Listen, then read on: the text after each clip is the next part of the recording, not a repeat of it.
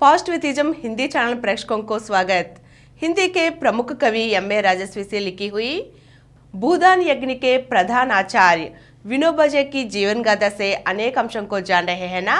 आज के अंक में धूलिया की जेल यात्रा के बारे में जानेंगे। धूलिया से चलकर विनोबा जी जलगांव पहुंचे। यहाँ पर भी जनता को प्रेरणा देने के लिए उनका भाषण होने वाली थी। जलगांव में सभा करने पर पाबंदी लगा दी गई थी। इस प्रकार पुलिस ने उन्हें गिरफ्तार कर लिया और धूलिया जेल भेज दिया गया। उनके साथ ही बहुत से सत्याग्रहियों को भी गिरफ्तार करके इसी जेल में बंद कर दिया गया। देखते ही देखते धूलिया जेल एक राष्ट्रीय आश्रम सी बन गई थी। धूलिया जेल में विनोबा जी को बी क्लास के कैदियों की सुविधाएं प्राप्त थी, जबकि उनके साथी सत्याग्रह को सी क्लास में रखा गया था। विनोबा जी का मन इस दोहरे मापदंड को स्वीकार ना कर सका और उन्होंने बी क्लास की जेल में रहने से स्पष्ट इनकार कर दिया। जेल अधिकारियों को उन्हें भी तब सी क्लास में ही रखने को विवश होना पड़ा। धूलिया जेल भी विनोबा जी के लिए नियम संयम का ही साधन बन गई। यहाँ पर आने के बाद उन्होंने जेल की बहुत सी विसंगतियों पर अपने दृष्टिकोण रखे और बहुत सी विसंगतियों को दूर भी किया।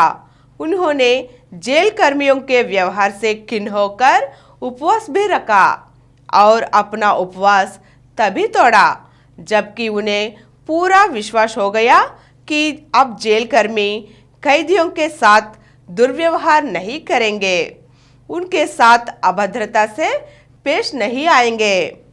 यहाँ पर विनोबा जी ने रविवार के दिन गीता पर प्रवचन देने भी आरंभ कर दिए थे। वास्तव में गीता पर उनका विश्वास अपनी माता के समान ही था। उन्होंने जेल में गीता पर प्रवचन का कार्य 21 फरवरी 1932 से आरंभ किया। जब वे प्रवचन करते थे तो लगभग 200-250 व्यक्ति प्रवचन सुनने के लिए एकत्र हो जाते थे। प्रवचन करते समय ऐसा लगता था मानो उनका रोम रोम प्रवचन के प्रवाह में प्रवाहित हो उठे। गीता के संबंध में अपने उद्गार प्रकट करते हुए विनोबा जी ने एक बार कहा था कि गीता का और मेरा संबंध तर्क से परे है। मेरा शरीर माता के दूध पर जितना पला है उससे कहीं अधिक मेरा शरीर और मन दोनों गीता माता के दूध से पोषित हुए हैं। जहाँ ऐसा संबंध होता है वह तर्क का कोई गुंजाइश नहीं रहती। तर्क को काटकर श्रद्धा और प्रयोग के दोनों पंखों से मैं गीता गगन में शक्ति भर उड़ान भरता हूँ। मैं प्रायः गीता को ही वातावरण में रहता हूँ। गीता मेरा प्राण तत्व ही समझिए। जब मैं गीता के संबंध में किसी से बातें करता हूँ तो मानो गीता के गहरे समुद्र में गोता मारकर बैठ जाता हूँ। 19 जून 1932 को विनोबा जी ने जेल में गीता पर अपना अंतिम प्रवचन दिया। इस प्रकार धूलिया की जेल यात्रा भी विनोबा जी के लिए सेवा यात्रा बन गई। धूलिया जेल में ही विनोबा जी के मन में एक नया विचार उठे। उन्होंने अनुभव किया कि हमारा देश ग्रामों का देश है और ग्रामों की उन्नति किए बिना देश उन्नति नहीं कर सकता। जेल से बाहर आते ही उन्होंने ग्राम सेवा अभियान की दिशा में कदम बढ़ाने शुरू कर दिए, किंतु उनमें अभी गति ना आ पाई थी। इसी कारण वे कुछ चटपटाहट सी अनुभव करते थे। इसी चटपटाहट को शब्दों में प्रकट करते हुए एक बार विनोबा जी ने कहा था कि कई बार मेरे मन में आया कि मैं गांवों में घूमता फिरूं। जेल से छूटते समय भी यही विचार था, लेकिन परिस्थिति भिन्न है।